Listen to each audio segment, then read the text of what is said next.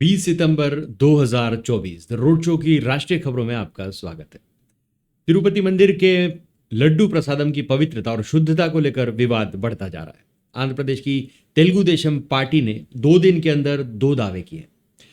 नायडू सरकार ने नए आरोप लगाते हुए कहा कि प्रसाद में जानवरों की चर्बी वाला घी और फिश ऑयल मिलाया गया था। टीडीपी ने यह आरोप एक लैब रिपोर्ट के हवाले से लगाए। उधर वाईएसआर कांग्रेस ने इस विवाद पर हाईकोर्ट का रुख किया। पार्टी ने हाईकोर्ट से नायडू के आरोपों की जांच के लिए एक कमिटी बनाने की मांग की। कोर्ट 25 सितंबर को सुनवाई करेगा। इससे पहले 18 सितंबर को आंध्र प्रदेश के सीएम चंद्रबाबू नायडू ने कहा था कि पिछले 5 साल में जगनमोहन सरकार और वाईएसआरसीपी के नेताओं ने तिरुमला की पवित्रता को धूमिल किया। तिरुपति मंदिर के 300 साल पुराने किचन में रोजाना 3.5 लाख लड्डू बनते हैं। तिरुमला ट्रस्ट हर साल प्रसादम में सालाना 500 करोड़ रुपए कमाता है। महाराष्ट्र के नंदुरबार में धार्मिक जुलूस के दौरान 2 गुटों में हिंसक झड़प हो गई। नंदुरबार पुलिस ने बताया कि गुरुवार को दोपहर 3 बजे मालीवाड़ा इलाके में एक धार्मिक जुलूस निकाला जा रहा था। इसी दौरान कुछ युवकों ने जुलूस निकालने वाले लोगों के खिलाफ नारेबाजी की। इसके बाद दोनों गुटों में धक्का मुक्की के बाद पथराव होने लगा। कुछ युवकों ने एक घर में आग लगा दी। उन्होंने एलपीजी सिलेंडर को भी जलाने की कोशिश की। कुछ वाहनों में भी आग लगाई। पुलिस ने आंसू गैस के गोले दागे। गुस्साई भीड़ ने पुलिस पर भी पथराव किया। पुलिस ने बताया कि पथराव में 2 अधिकारी और 5 कांस्टेबल सहित 7 पुलिसकर्मी घायल हुए। धुले से जवानों को बुलाया गया है। स्थिति देर रात तक नियंत्रण में आ गई है। संदिग्धों को हिरासत में लिया जा रहा है। केस दर्ज करने की प्रक्रिया चल रही है। केंद्र सरकार ने सीबीआई को बिहार के पूर्व रेल मंत्री लालू प्रसाद यादव के खिलाफ मुकदमा चलाने की मंजूरी दे दी है। सीबीआई ने यह जानकारी राउज एवेन्यू कोर्ट को दी है। इससे पहले 18 सितंबर को राउज एवेन्यू कोर्ट ने जमीन मनी लॉन्ड्रिंग मामले में बिहार के पूर्व सीएम लालू प्रसाद यादव, तेजस्वी यादव और अन्य आरोपियों को समन जारी किया था। पहली बार कोर्ट ने इस मामले में लालू के बड़े बेटे तेज प्रताप, अखिलेश्वर सिंह और उनकी पत्नी किरण देवी को भी समन भेजा। कोर्ट ने कहा है कि तेज प्रताप यादव की संलिप्तता से इनकार नहीं किया जा सकता। वह एके इन्फोसिस लिमिटेड के निदेशक भी थे। प्रवर्तन निदेशालय ने 6 अगस्त को 11 आरोपियों के खिलाफ पूरक आरोप पत्र दायर किया था। इनमें से 4 की मौत हो चुकी है। इसमें लल्लन चौधरी, हजारी राय, धर्मेंद्र कुमार, अखिलेश्वर सिंह, रविंदर कुमार, स्वर्गीय लाल बाबू राय, सोनमतिया देवी, स्वर्गीय कुशन देव राय और संजय राय शामिल है। लल्लन चौधरी की पत्नी ने पति के मृत्यु से जुड़ी पोस्टमार्टम रिपोर्ट भी कोर्ट में प्रस्तुत की। कोर्ट ने मृत्यु प्रमाण पत्र दाखिल करने का आदेश दिया है। इस मामले में अब 7 अक्टूबर को अगली सुनवाई होगी। सभी को कोर्ट में पेश होना होगा। पश्चिम बंगाल में जूनियर डॉक्टर्स आज कोलकाता में सॉल्ट लेक स्थित स्वास्थ्य भवन के बाहर 10 सितंबर से जारी धरना प्रदर्शन खत्म करें। धरना प्रदर्शन खत्म करने से पहले वे स्वास्थ्य भवन के सीजीओ कॉम्प्लेक्स से सीबीआई ऑफिस तक मार्च करेंगे। जूनियर डॉक्टरों ने 19 सितंबर को देर रात प्रेस कॉन्फ्रेंस कर बताया कि वे शनिवार 21 सितंबर से काम पर लौटेंगे। आरजीकर मेडिकल कॉलेज और अस्पताल में 9 अगस्त को ट्रेनी डॉक्टर के केस के बाद डॉक्टर्स पिछले 40 दिनों से हड़ताल पर हैं। डॉक्टरों ने कहा कि उनकी हड़ताल आंशिक रूप से अभी भी जारी रहेगी। वे अभी इमरजेंसी और जरूरी स्वास्थ्य सेवाएं ही देंगे। बाढ़ प्रभावित इलाकों में मेडिकल कैंप लगाएंगे। हालांकि ओपीडी और कोल्ड ऑपरेटिंग थिएटरों के से कामकाज में वो शामिल नहीं होंगे। जूनियर डॉक्टर्स ने कहा कि न्याय के लिए हमारी लड़ाई खत्म नहीं हुई है। हम बंगाल सरकार को 1 हफ्ते का समय दे रहे हैं। अगर इस दौरान सरकार अपने सभी वादों को लागू नहीं करती तो हम फिर से हड़ताल शुरू करेंगे। हरियाणा विधानसभा चुनाव की सरगर्मी के बीच आज अचानक तड़के राहुल गांधी करनाल पहुंचे। यहां उन्होंने एक युवक के परिवार से मुलाकात की जिसे वह अपने अमेरिका दौरे के दौरान मिले थे। इतना ही नहीं, राहुल गांधी ने युवक के घर पहुंचकर उसे अमेरिका में वीडियो कॉल कर सबूत भी दिया। राहुल गांधी करनाल जिले के घोगड़ीपुर में सुबह करीब 5:30 बजे अचानक पहुंचे। कमाल की बात यह है कि कांग्रेस के वरिष्ठ नेता राहुल गांधी ने इस दौरे के बारे में न तो स्थानीय कांग्रेस नेताओं को सूचना दी थी और न ही पुलिस प्रशासन को। वह इतनी सुबह अचानक पहुंचे कि सब देखकर दंग रह गए।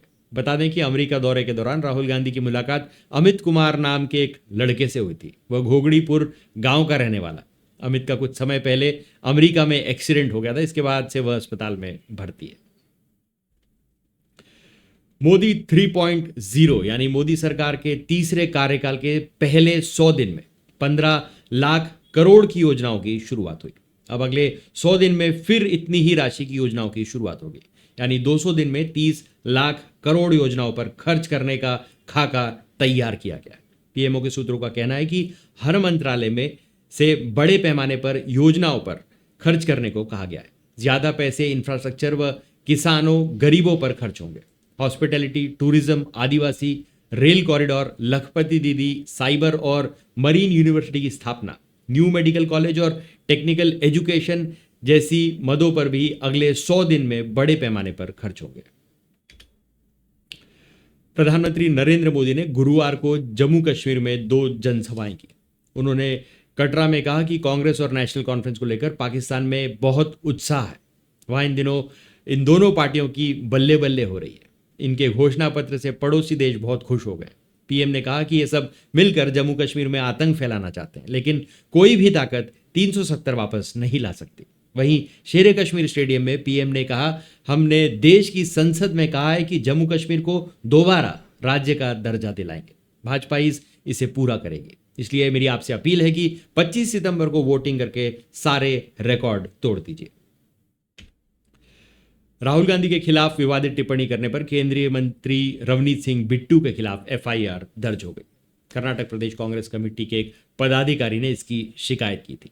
बिट्टू पर भारतीय न्याय संहिता की धारा 353, 192 और 196 के तहत केस दर्ज किया गया है। इसके बाद केंद्रीय मंत्री ने कहा, मैं अपने बयान पर माफी नहीं मांगूंगा, बल्कि संसद में भी बोलूंगा कि गांधी परिवार ने पंजाब जलाया।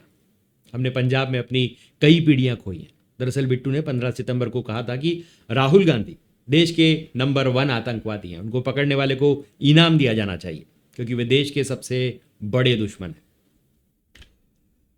हिमाचल प्रदेश के मंडी जिले में अवैध मस्जिद का बिजली पानी काटने के आदेश दे दिए गए। नगर निगम मंडी ने कहा है कि कहने पर बिजली बोर्ड और जल शक्ति विभाग ने अवैध ढंग से बनी मस्जिद में बिजली और पानी के कनेक्शन काट दिए। वहीं प्रदेश में मस्जिद विवाद में आज धर्मशाला का कोतवाली बाजार व्यापारियों ने सुबह 9 बजे से 12 बजे तक बंद रखने का निर्णय लिया। कोतवाली बाजार में व्यापारी और हिंदू संगठन मस्जिद का विरोध प्रदर्शन कर रहे हैं। एमसी आयुक्त एचएस राणा ने बताया कि अवैध घोषित संपत्ति से बिजली और पानी काटने का प्रावधान पहले से ही एक्ट में है। अब इसे काटने के लिए संबंधित विभागों को बोल दिया गया है। हिंसा से जूझ रहे मणिपुर की राजधानी इम्फाल में आम लोगों को central reserve police force CRPF की कैंटीन से सामान मिलेगा। इसकी शुरुआत बुधवार से हुई। कैंटीन में सामान पर 30 से 40% डिस्काउंट भी होगा। यहां सीआरपीएफ के 21 भंडार पहले से थे। केंद्रीय गृह मंत्री अमित शाह के प्लान पर 16 आउटलेट और खोले गए। जरूरत का सामान खरीदने के लिए लागजिंग इलाके में सीआरपीएफ कैंटीन में लोगों की भीड़ उमड़ पड़ी। कैंटीन पर पहुंचे एक स्थानीय व्यक्ति ने कहा, यहाँ चीजें बहुत सस्ते दाम पर मिल रही हैं। मार्केट से सामान खरीदने में कठिनाई आ रही थी, क्योंकि सड़कें ब्लॉक हैं, साथ ही सामान भी महंगा है। वहां जाने में रिस्क भी है। सीआरपीएफ कैंटीन में सामान सस्ता भी है और सुरक्षा की गारंटी भी है।